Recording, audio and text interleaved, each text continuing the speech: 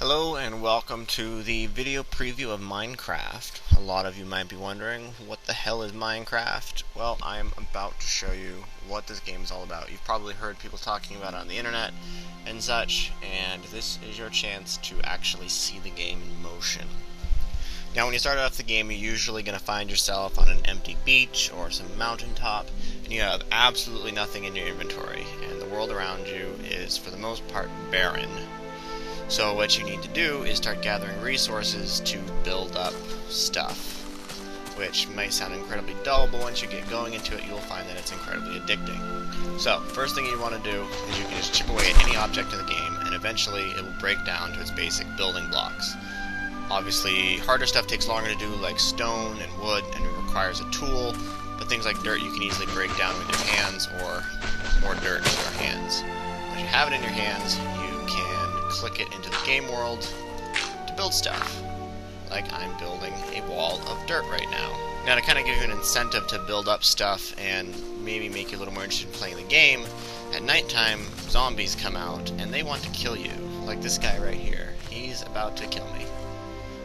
There you go. I am dead because the zombie ate my brains. You can keep harvesting stuff by just going around and clicking on everything in the game to give yourself more building blocks, which allows you to build bigger and more interesting things. And there you have it, a glorious wall made out of dirt. It's not that useful, but you could build a basic house out of this, and it would help to keep the zombies away at night. There are animals that wander around in the game which can be killed for food, such as these cows.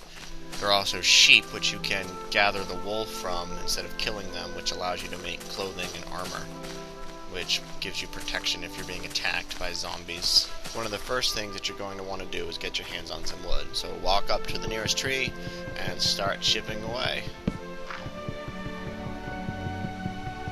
You're going to want to get about 5 or 10 blocks of wood to get started doing stuff.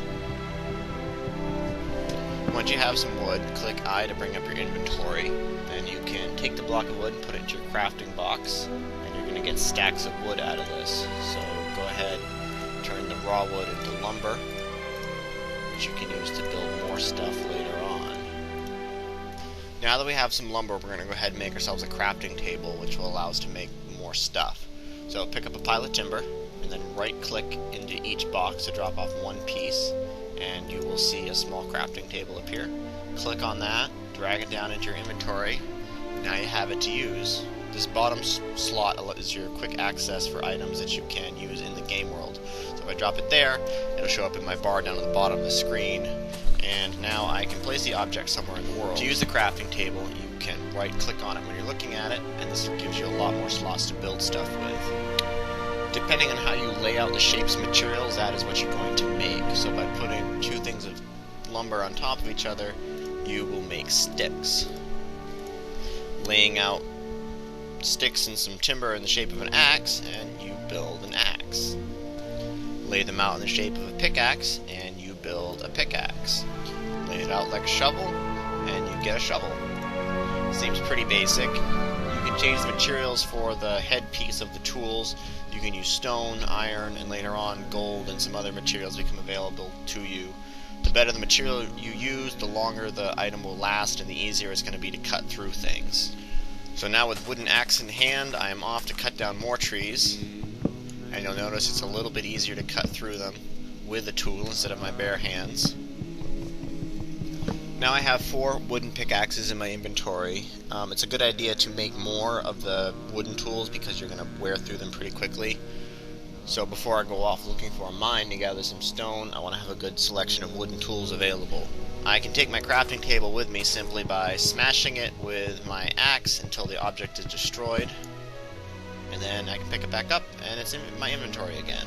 You want to kind of explore the world a little bit until you find a spot that has some nice stone, like this wall right here, and always look for coal. It's the stone that has the small black specks in it.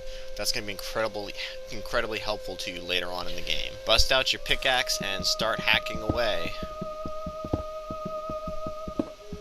Get a good amount of stone, coal, whatever other elements you can get your hands on, and then you can start building up a small house or even carve this out to live in.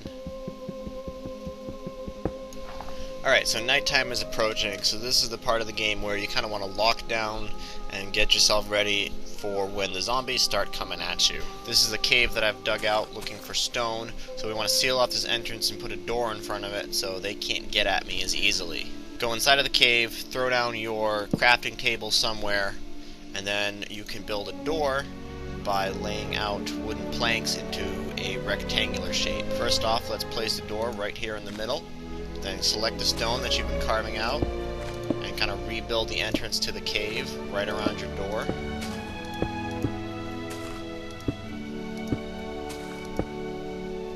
You can build it out a little bit to maybe make some more protection just in case. And there you go, nice little entrance. You can open the door by right-clicking on it, go inside, right-click on the door again to shut it behind you, and now you have some protection from all the monsters and scary things that come out at night. Now you might have noticed it's a little dark in here. I can't really see a whole lot.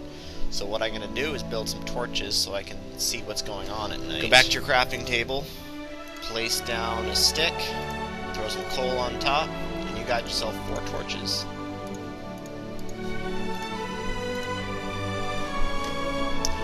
You can just drop the items on the ground to kind of plop it in there like that, or you can also mount them on the wall if you kind of want a more finished house type of a look, and it throws some light so I can see what's going on. It's a good idea to put some light in front of your house. It makes it easier to find at night, and also zombies don't like light, so they stay away from it. I'm going to dig out this dirt section and line it with stone so the whole thing will look like a nice stone chamber, which I'm a freak for aesthetics, and I'm sure most of you are too, so you know you want to have a nice finished floor in your house. Alright, now that I have my first room finished, I'm going to focus my attention on digging out a second room down in this corridor. That'll give me more stone, and if I'm lucky, I'll find some ore, more coal, and possibly some gems or gold, which I can make more stuff out of. Alright, so now I have another section dug out. I put a door in front of it, stairs down here. Walk in and I carved out a nice room. I found a chunk of coal up here which I used to make more torches, but I didn't find any iron. Now to get iron you have to dig down. If you're going to be digging down, you're going to need to find a way to get back up quickly. You could carve out stairs, but then you have a huge giant tunnel which is very complicated to get in and out of. Easiest thing you can do if you're going to dig a tunnel is just to go straight down and find a way to come straight back up. To do that, you need to build a ladder. So take your wood, lay it out in the shape of an H. You have a ladder.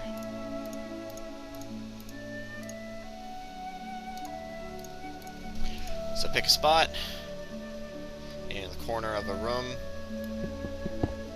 and start digging down. And make sure you don't dig farther down than the number of ladders you have, or you're going to have a problem. So I have 7 ladders, so I dug 7 down, and I can just walk up, start climbing back up, place them on the wall as I go, and look at that, I can get back out. So down at the bottom of this mine shaft that I just built, I'm going to dig around and see what I can find. Hopefully I'm going to come up with some iron. While mining, I have dug myself into some type of cavern that already existed. And before I jump into here, I'm going to head back upstairs and I'll show you guys how to make a sword so we can protect ourselves in case we find some monsters down here. To make a sword, you want to put down 1 stick, which is the handle, and then you put 2 blocks on top of it for the actual blade part. So now I have a stone sword, which may sound incredibly impractical, but whatever, it works. So, sword in hand, let's go see what's down here. It looks quiet, but that doesn't mean anything. I see some coal. That's a good sign. We'll come back and mine that later once we see what else is in here. Alright, now this little guy here is some type of a cave goblin. They shoot arrows at you and they want you dead, which he just killed me. So, that's a danger, digging into an existing mine that's already filled with other creatures that don't want you around. Now, I just did something that you should completely try and avoid doing, and that is, I lost where I had built my house because I had wandered so far away from the starting zone that I couldn't find it again.